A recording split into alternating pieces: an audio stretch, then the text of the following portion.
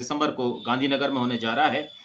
अब मित्रों, अपन चलते हैं देश की राजधानी दिल्ली की ओर, और देश की राजधानी दिल्ली से आदरणीय राजेश लखेरिया जी, विश्व प्रसिद्ध सांस्कृतिक एवं पर्यटन स्थल खजुराहो मध्य प्रदेश में जन्मे राजेश लखेरिया जी एक बहुमुखी प्रतिभा के धनी रचनाकार हैं, जो समाज में जागरूकता लाने के उद्देश्य से अपना लेखन करते हैं।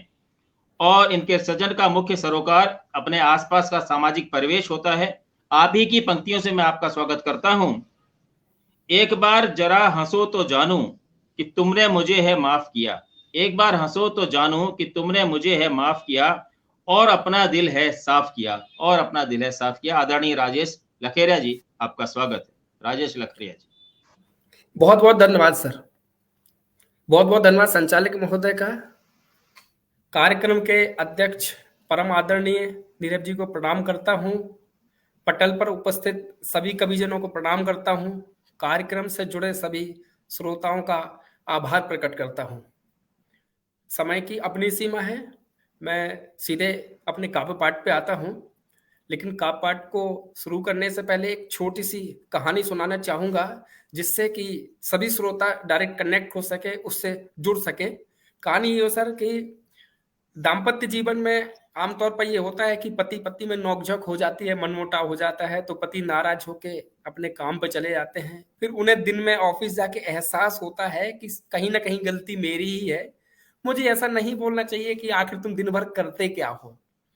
कहते हैं चलो कोई बात नहीं, हो गया, अब घर जाके मैं माफी मांग लूंगा, पश्चाताप कर लूंगा। तो पति शाम को घर आते हैं। जैसे ही बैठते हैं, पत्नी पानी लाती है, तब उनके मन में ये विचार आता है कि अपने मुख पे कुछ मुस्कान लाएं और मैं इनसे गलती मानूं, पर ऐसा कुछ होता नहीं है। तो उनके मन में क्या भाव आते हैं, मैं कविता के माध्यम से सुनाने का प्रयास करता हूं। आप लोगों तक पहुंचूं तो आशीर्वाद चाहता हूं। भाव आते हैं कि एक बार जरा हंसो तो जानू। जानू वो बेबी सोना वाला जानू नहीं है साहब, जानू मतलब समझू। एक बार जरा हंसो तो जानू कि तुमने मुझे है माफ किया और अपना दिल है साफ किया। पर वहां से कोई प्रतिक्रिया नहीं आती है और पत्नी अपनी रसोई में चली जाती हैं चाय वगैरह अपना काम करना है। फिर उनके मन में भाव आते हैं, आत्मचिंतन करते हैं। भाव विभोर होके क्या भाव आते हैं आगे सुनिएगा। वो जो सुबह कह रहे थे कि आप दिन भर करते क्या हो, अब उनको एहसास होता है कि करती क्या है पत्नियां। ये कविता जो है समर्पित है पटल पे, या जो भी श्रोता मेरी माता बहनें इस शो से जुड़ी हैं उनके लिए समर्पित है। उनकी जुबानी उनकी कहानी अपनी जुबानी सुनाने की कोशिश कर रहा हूं। वो कहते हैं कि सबसे पहले तुम उठती हो, ध्यान सभी का तुम रखती हो। सबसे पहले तुम उठती हो, ध्यान सभी का तुम रखती हो। किसको कब देनी है चाय, किसको कब देनी है दवाएं। तुम ही रिश्तेदार संभालो, खींचतान के बजट निकालो। सब कुछ तुम ये जानती हो, जिम्मेदारी अपनी मानती हो। बच्चों को तैयार तुम करती, खाना भी तैयार तुम करती, कपड़े प्रेस भी तुम करती हो, बैग तैयार भी तुम करती हो। दोपहर को आराम न करती, सुबह के कपड़े बर्तन करती। जब आराम फरमाना होता है तब बच्चों का आना होता है स्कूल से। जब आराम फरमाना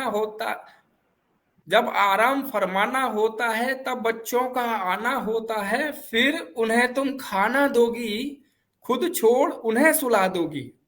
ये सब तुम्हारी समय सारणी, सफल घर की हो तुम गृहिणी।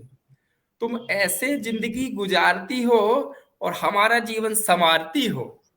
एक बार जरा मुस्कुराओ तो जानू कि तुमने मुझे है माफ किया और अपना दिल है साफ किया। इतने में श्रीमती जी फिर आती रसोई से चाय लेके, वो चाय रखती है। तो श्रीमान जी सोचते हैं कि अब शायद कुछ बोले, मुख के द्वार खोलें, पर कोई प्रतिक्रिया नहीं आती है साहब। फिर वो चली जाती है रसोई में। तब वो क्या करते हैं, फिर वो भाव विभोर होते हैं, चिंतन करते हैं, मनन करते हैं, और क्या भाव आते हैं मैं कुछ पंक्तियों में सुनाने की कोशिश करता हूं।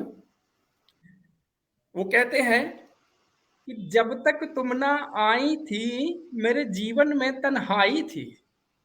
जब तक तुम ना आई थी मेरे जीवन में तन्हाई थी। चेहरे पे उदासी छाई थी, दिल में बड़ी सी खाई थी, और जिंदगी समझना आई थी। सब कुछ बिखरा रहता था, मैं भी उखड़ा सा रहता था, फिर आके तुमने थाम लिया, तन मन को मेरे आराम दिया। मेरे जीवन में तुम आई हो, तन मन में तुम ही समाई हो, क्यों इतना समझ न पाई हो कि तुम ही मेरी परछाई हो। क्यों इतना समझ ना पाई हो कि तुम ही मेरी परछाई हो। एक बार इशारा जो कर दो, मेरे मन में तसल्ली तुम भर दो। चलो मैं भी बयां ये करता हूं कि सिर्फ तुम ही पे मरता हूं। मैं वादे सभी निभाऊंगा, तुमको ना कभी सताऊंगा। सब कुछ तो तुम जानती हो, हालातों को पहचानती हो। मुझे रूठना यूं ना भाता है, कुछ बोलो चैन आ जाता है। मुझे रूठना यूं ना भाता है, कुछ बोलो चैन आ जाता है।